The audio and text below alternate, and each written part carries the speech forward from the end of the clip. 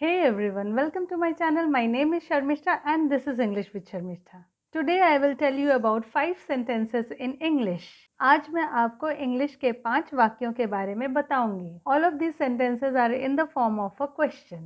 ये सारे वाक्य प्रश्न के रूप में हैं. My first sentence for today is mad or what? जी हाँ, ये पहला वाक्य है. At first let me tell you that this sentence is used in a very casual way. पहले तो मैं बता दूं कि इस वाक्य का प्रयोग बोलचाल की भाषा में होती है. Now what does this mean? इसका मतलब आखिर है क्या? This is said when someone behaves very illogically. ये तब बोला जाता है जब कोई बहुत ही अजीब तरीके से बर्ताव करता है.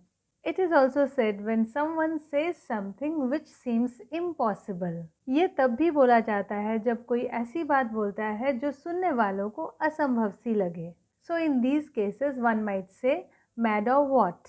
तो ऐसे में कई बार बोला जाता है mad or what. इस वाक्य को अगर बड़ा करके कहा जाए, if we expand this sentence we might say, are you mad or something else is the case? क्या तुम पागल हो या कोई और बात है? This sentence is very useful for your English speaking. The second sentence for today is what is this behavior? ये आज का दूसरा वाक्य है.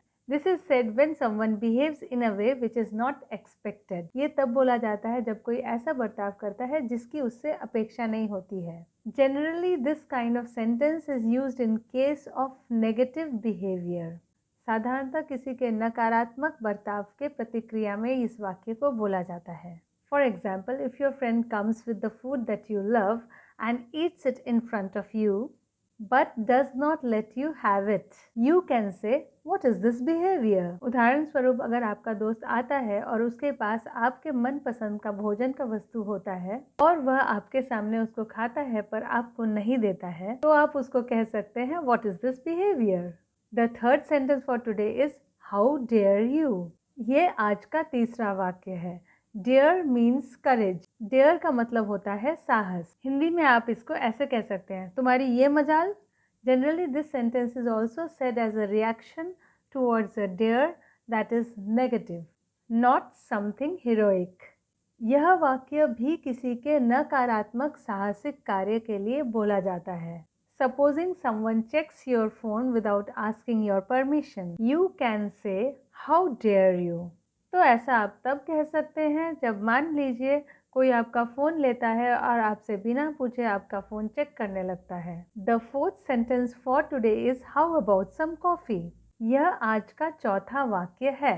This is like a suggestion. Suggestion like let's have some coffee. यह एक सुझाव की तरह है, जैसे कि चलो कॉफ़ी पीते हैं. This form of sentence can be like how about some tea or how about a game of chess.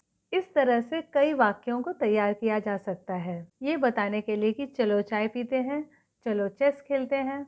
So this is a suggestion or an invitation in the form of a question. तो ये एक सुझाव है जो एक निमंत्रण की तरह है और जो एक प्रश्न की तरह दिखता है. The fifth and the last sentence for today is do you know his whereabouts. यह पांचवा और आज के लिए आखिरी वाक्य है. It means do you know where he is? इसका अर्थ है कि क्या तुमको पता है वो कहाँ है. This also means whether you know where he lives nowadays.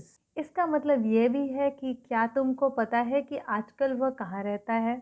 This is a way of asking. ये पूछने का तरीका है. So today I have told you 5 questions in the English language. And also I have told you their meanings with examples. तो आज मैंने आपको बताया 5 वाक्य जो एक प्रश्न की तरह है अंग्रेजी भाषा में, और मैंने आपको उनका मतलब उदाहरण के साथ बताया है. Now you start using all these sentences and start speaking English. अब आप इन 5 वाक्यों का प्रयोग करना शुरू कीजिए और अंग्रेजी बोलना शुरू कीजिए. That was all about my video today. आज के वीडियो के लिए इतना ही. This was for your English speaking and listening practice. ये आपके अंग्रेजी सुनने और बोलने के प्रैक्टिस के लिए था. I hope you found my video useful. मुझे आशा है आपको मेरा वीडियो यूजफुल लगा होगा. If you found it useful, do like it, share it and subscribe to my channel if you haven't already. अगर आपको ये उपयोगी लगा है तो आप इसे लाइक, शेयर और मेरे चैनल को सब्सक्राइब ज़रूर कर दीजिएगा अगर अभी तक नहीं किया है। Keep reading, listening and practising a lot of English. बहुत सारे अंग्रेजी को लिखते, पढ़ते और अभ्यास करते रहिए। And do take a very good care of yourself till I come with my next video. Bye for today.